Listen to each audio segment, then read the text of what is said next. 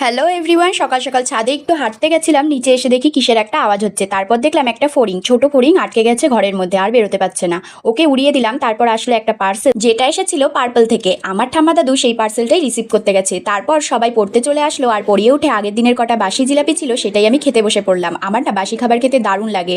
সেটা পায়েস হতে পারে, জিলাপি বা খিচুড়ি, যাই হোক না কেন। তোমাদের কার কার আমার মতো বাসি খাবার খেতে বেশি ভালো লাগে আমায় কমেন্টে জানাতে ভুলো না। একটা স্টুডেন্ট ওদের বাড়ির গাছ থেকে আমার জন্য দুটো গোলাপ এনেছিল, সেটাই ভিজিয়ে রেখেছি যাতে নষ্ট না হয়। ভাবলাম যখন ফুল দুটো আছেই তখন শিব ঠাকুরের কাছেই রাখি।